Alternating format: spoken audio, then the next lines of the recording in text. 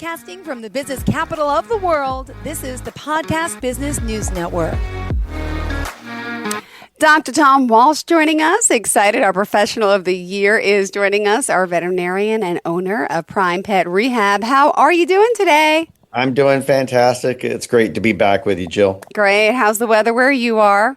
Doing fantastic. We had a big rainstorm yesterday, but it's nice and sunny today. Oh, on the beach. Beautiful. Awesome. And where are you located for people that may not know? Myrtle Beach, South Carolina, right in the center of the city. And I've been here for about, we're going on our third year now.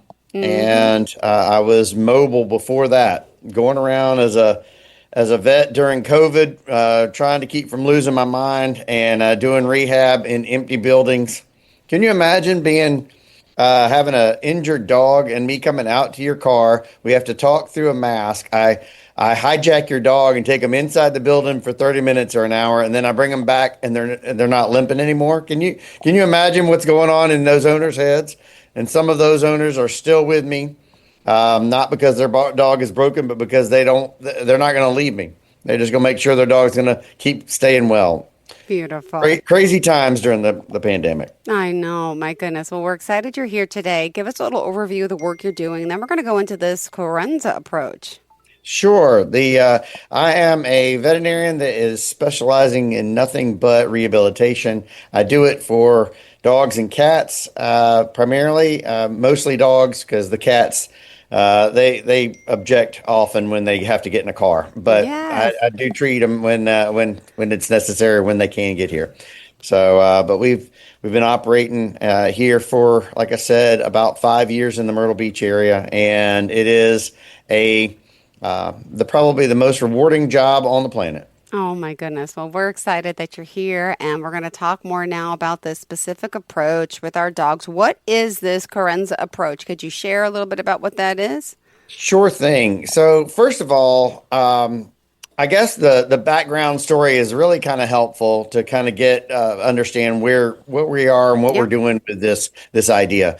Over the course of my rehab career, I was helping animals, and I realized that I was saying the same things over and over to these owners, and it caused me to think, okay, so it's not just rhetoric; it's something that I believe in, and it's something that I'm very passionate, and I have very specific ways that I want to talk about the animal, and so I actually put pen to paper.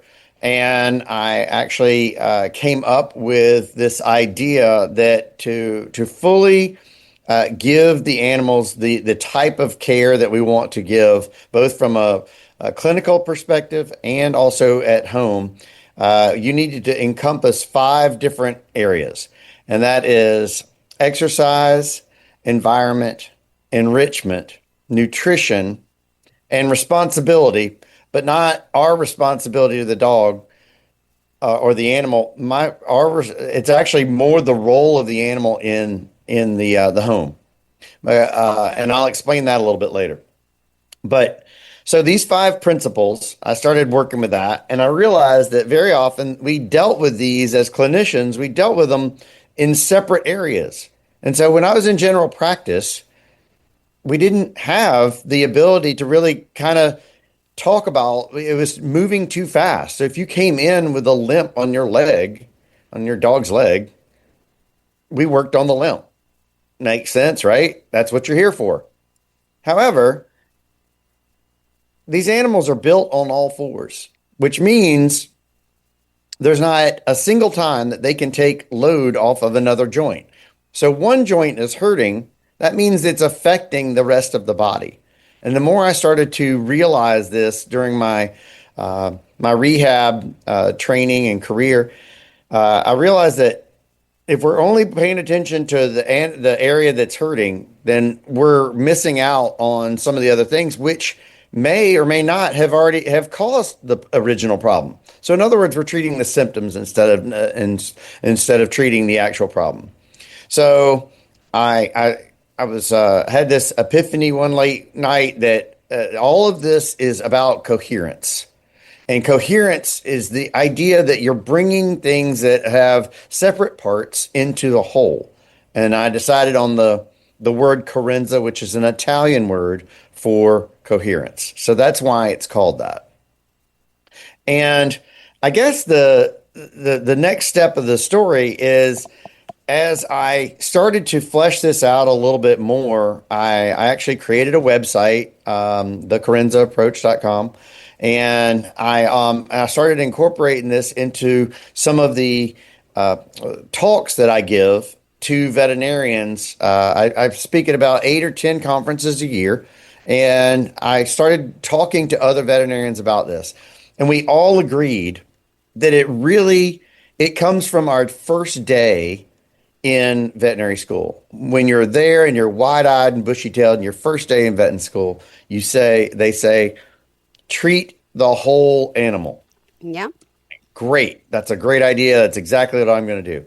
And then, because of the nature of medicine, you have to start breaking that down into smaller systems and subsystems for you to learn it. So that's the natural thing of education. They try to put it back together in your fourth year, in your last year in vet school, to treat the whole animal again. Wow. But the problem is, you're a senior in vet school. You have now been in school for 8 straight years, a lot of folks. Yeah. You are ready to get out. And it's kind of like, yeah. I agree. Treat the whole animal. Yeah. It's kind of stress, but not really.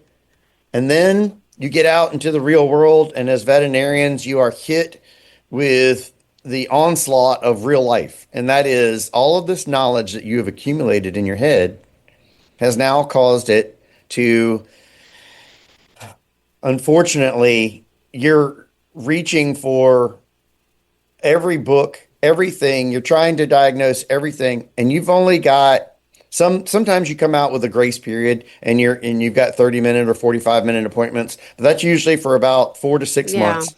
And then veterinarians basically are on a 15 or 20-minute appointment schedule.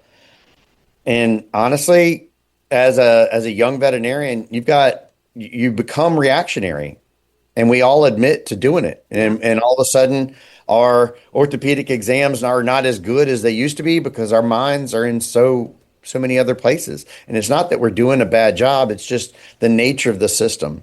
So it's a very long answer, but I think it sets up what we're talking about here. That this is not only something for the owners, but this is actually also something for veterinarians. Because if the veterinarians are kind of bought into this idea of all of those 5 core principles, and we start to address those 5 core principles each time you come in, you're going to be a happier owner. I'm going to be a happier veterinarian because I'm actually covering the whole thing. And yes, it's probably going to be difficult to do in 15 or 20 minutes.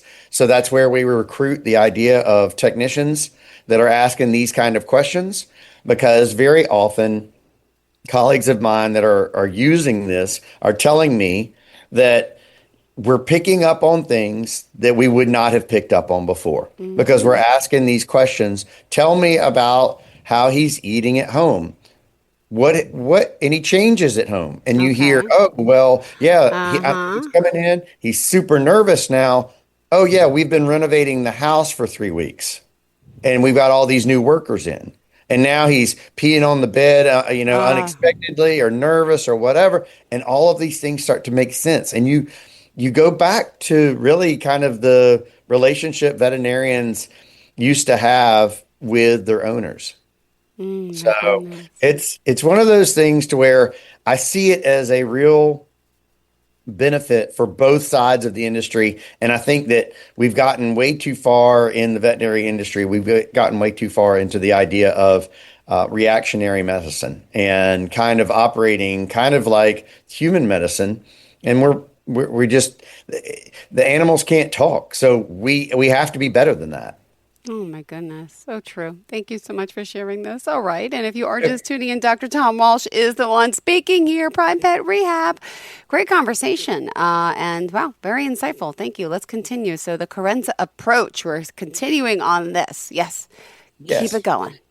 Absolutely. So you've got yourself a situation to where now let's break it down into those subcategories, right? Mm-hmm. Uh, Exercise, environment, enrichment, nutrition, and responsibility. All right, so let's talk about exercise. We, as busy people, think that taking our dog on a walk is exercise. No? And that is true because Okay. it does raise the heart rate to a certain degree. But think about back to when your dog was a puppy. That dog was, or your cat was Yeah. a kitten. That cat was active and moving and chasing things. And same thing with the dogs. They're running around, they're exploring, they're doing all those things, right? Did they ever on their own walk in a straight line for 30 minutes? No, they did not. That's not the way they operate. They are driven by their extraordinary senses to where they can hear and smell so many more things than we can. They Okay. follow their nose, they go Yeah. around, they investigate, they're highly curious. Yeah. They want to know about their environment. So, yes, that can all be true. You can have your exercise and Mm-hmm. you can go in a straight line, but we need to start thinking like, is there something more that could be done? Could we maybe look at agility classes, or maybe we down here in the South we have dock diving, to where you see these dogs jumping off into the water, chasing something that's thrown out in front of them. There's a number of different activities that you can go and do with your dog to participate. It's just like having a kid in sports. You can actually participate and enjoy, and it's something that it really piques their interest and they get something out of. It's really transformational. So exercise is a pretty basic one. We understand. Okay, well, all right, yeah, I'll buy that. We don't have to walk in a straight line all the time. Okay, I get that. All right, so incorporate that into environment. Mm-hmm. Like I said, they don't walk in a straight line on a concrete path. Yeah. Think about where their nose is leading them: underneath Mm-hmm. bushes, around things, around trees, down slopes, into the pond, all those sort of things. I teach my owners here to where, especially when we're in the recovery phase, Yeah. I teach my owners, let's think like a dog. Look out over here. Look at these curbs. Look at these trees. Look at these bushes. Let's go. And we can do the same things that I'm asking you to do, but now it's in the dog's natural environment. Okay? And that means the dog doesn't believe or doesn't think he's being worked. This is critical to get really good compliance with your animal. So, in other words, your animal is getting better rehabilitation or exercise, and they don't even realize it. And it's a much more interesting walk for them. I tell folks, take them to the dog park, but take them on the outside of the fence. It's going to be they're going to play inside. I get that. You can reward them with that, but take them on the Mm-hmm. outside of the fence. That's when all the dogs first come up to the thing. And what do you got? You got trees around there. You got fences, you got posts and signs and all that. And they're all sniffing all of them, and they're peeing on them. And they're doing all the things that they're supposed to be doing, right? That's interesting to them. It's very interesting. So we want to keep that, and that stimulates them in their mind. All right. So we got exercise, we got environment, we got enrichment. Enrichment. Unfortunately, it's not always sunny days. It's not always beautiful in 72. It gets hot as all get out down here in the South. Up north, you guys get snow and sleet and nastiness. Mm-hmm. As a human, it's not much fun to be in there. So you have to think, okay, I've been in the house since Thursday. Whether you're working from home or whether you're doing whatever you're doing, going out, you're only going to work, you're coming back. It's Yeah. miserable, especially during the winter. We see this. Guess who else has been in there except for potty breaks? Your animal. You Mm-hmm. got to make it exciting. You've got to stimulate their brain. Snuffle mats. These are cloth mats that you put on the floor that you can put treats in or whatever, and they use their nose to root around in there and get them. Those are creative. Play with toys. Set up a small little agility course in your house. It doesn't have to be full speed. but they can walk over broom handles. They can go around corners. You can hide different treats Yeah. in different areas and play, go find it. There's all kinds of things that you can do if you just think outside the box. Yeah, it does take a little bit of effort, but imagine you just taking this little bit of effort and it's preventing your dog from having to be on anxiety medicine. Yeah. And we see it all the time. So these are so critical. These factors are so critical because these are playing right into what the natural aspect of how that animal works. All right. Interesting. So you've got exercise, you've got environment, you've got enrichment. Now we got to talk about nutrition because the fuel that goes inside is very critical. Now I'm not here. Nutrition's a whole nother podcast that we could get into, Jill. I'm not here to say anything bad about dog food, but there are a lot more owners coming to us as veterinarians that are saying, I'm not happy with the food that is just Yeah. coming out of the bag. Nope. And so that's why you see companies like Farmer's Dog and Fresh Pet and those sort of things offering something more that looks like food and less that looks like cardboard pellets. For those owners that are asking me those questions, I'm going to say, yes, the more you know about what you're putting in your animal, the better off you are.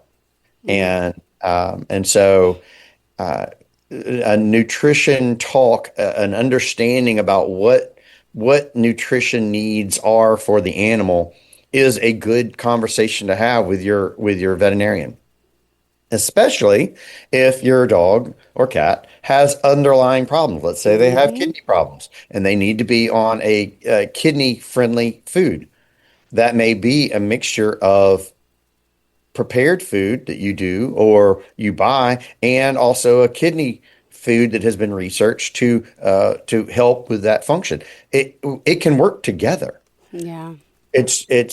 But I think a lot of misinformation from our good friend the internet and Dr. Google, unfortunately, has spread. There are more people getting their information from Facebook and a friend of a friend who used to have 5 dogs. Then there should be. There's way too much misinformation out there. This whole thing about the grain-free stuff has now been proven that a total grain-free diet in animals causes significant heart problems.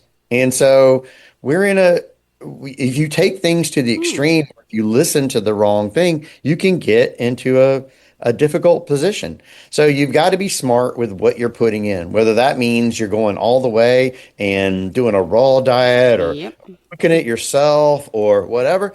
You've got to find out what works best for you and also works best for your animal. But I will tell you this, the more simple the ingredients that you put in your animal, the more likelihood of better health.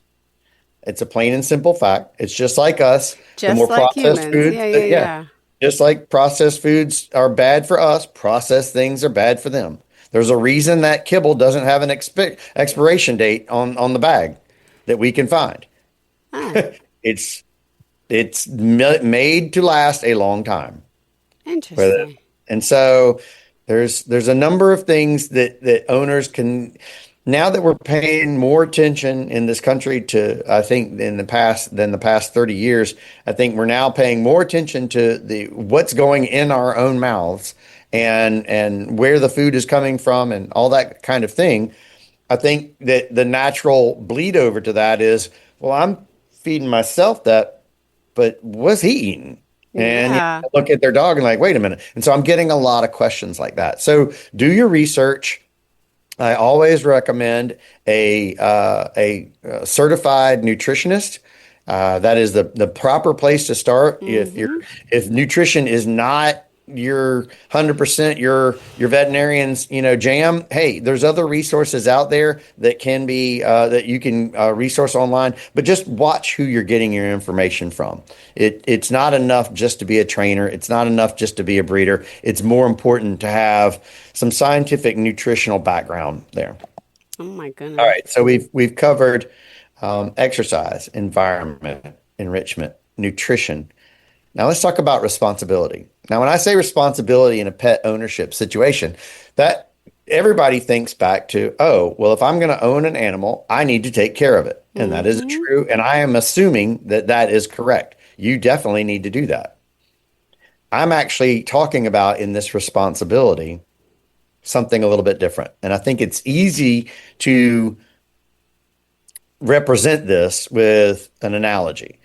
So if you look at a pack of wolves in nature, and one of those wolves gets injured, Mm-hmm. that wolf that's injured will make one of two decisions. The first decision might be for it to hang back away from the pack and keep its eyes on the pack and hear it, but I'm not going to travel with the pack. Mm-hmm. And I'm going to nurse myself back to health, and then I can rejoin the pack. And then there's some wolves that will say it's not that bad and I can continue on and I'll just fake it until I make it, basically, and keep up with the pack. And that'll work as long as it's not a detriment to that pack. Yeah. Because as soon as the pack Mm-hmm. realizes that this is a detriment, it causes them security problems, or they can't hunt properly or whatever, keep up or whatever, they will actually turn on that other wolf and they'll kill him. And that's the nature, that's what's built in. That's how high the responsibility factor is in the natural world. Now think about it. We've taken these out of wolf packs. We've domesticized them. It's still inbred in them. So who is their new pack? Their new pack is you. You and whoever lives with you. Other animals, other people. That's your pack. Why? You're providing food and shelter and care on a 24-hour basis. So therefore, you are the new pack leader, right? Oh, wow. Yeah. All right. Yeah. So this is important because now they feel a responsibility to you. And this is why we often see animals that are injured that don't really show it very often. And you have to really pay attention. Some of these injury cases can go on for years unnoticed because they are faking it to keep up with you. They want to go on those 3-mile walks with you every day. That's because that's what y'all do. That's what it brings them joy to be out in their natural world doing things with you. They want to throw the ball and they want to do all of those things that are fun with them and keep up and make you happy because it's obvious that you're happy. Yeah. Right? Exactly. You're saying it. Exactly. Yep. Yeah. So they're just keeping up with you. And guess what?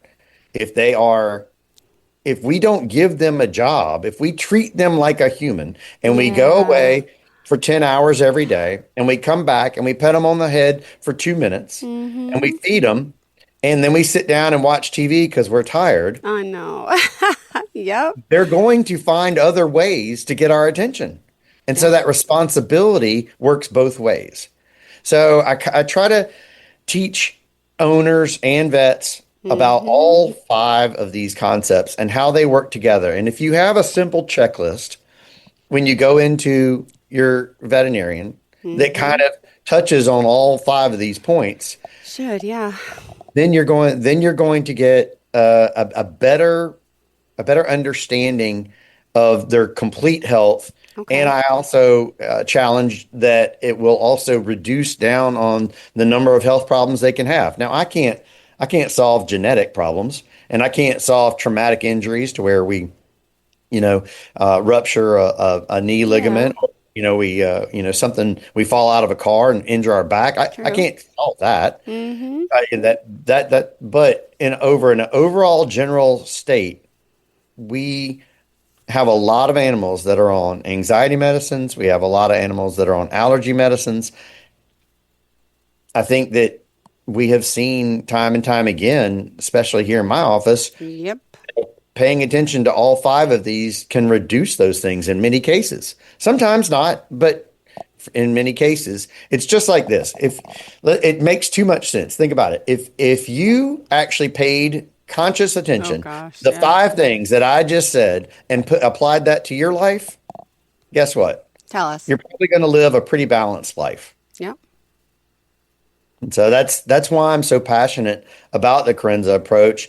and about kind of leading this revolution. I actually have been doing some podcasts that are available on all of the major podcast things that I go into individual topics on each one of these things, like how different forms of exercise, indoors and outdoors, different types of things. And I've done, I don't know, 60 or 70 of them.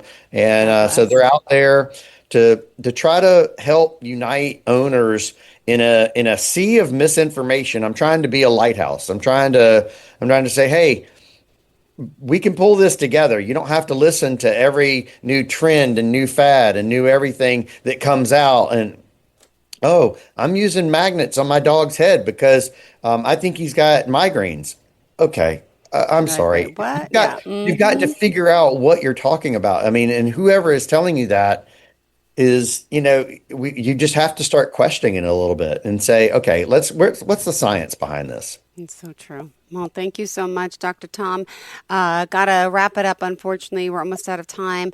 How can we contact you, darling? Sure. PrimePetRehab.com is my website, and you can also access all the social media as well as the podcasts. You can also access the Carenza approach. I've got a separate page for that, and that has some links on it as well. Send emails if you have any questions. We're happy to answer. We're trying to start a grassroots movement across the country to educate owners so that they can have happy, healthy pets and be on less medicines and just basically have an overall better quality of life. Beautifully said. Thank you so much, Doctor. I'll talk to you next week, I hope. And that sounds good. Enjoy the rest of your week. Thank you so much for doing what you do and enlightening all of us. And wait, is this our last show or is this? I think this is the last one we have scheduled, but well, until next time. Until next time. All right. Thank you so much, sweetheart. Have a great day. Thank you. Thank you, Jill. Appreciate your time. Broadcasting from the business capital of the world, this is the Podcast Business News Network. Adopt US Kids presents Multiple Choice Parenting. Your daughter just had her first breakup. Do you A, put yourself in her shoes? How could he do this to you? And for Sheila, she has split ends. B, console her? Oh, sweetie, this is going to happen a lot. 4, maybe 5 more times before you get married. C, take charge? Got to get this all straightened out. Give a little talking to, man to man, mano a mano. Hey, Steve! It's now a good time? No? Okay, no problem. Bye. Or D, help her find a new boyfriend? I know a great place to meet boys. The internet. Nice, single boys. Never mind. How about some ice cream? As a parent, there are no perfect answers. But you don't have to be perfect to be a perfect parent. Thousands of teens in foster care will love you just the same. For more information on how you can adopt, visit adoptuskids.org. A public service announcement from the U.S. Department of Health and Human Services, Adopt U.S. Kids, and the Ad Council.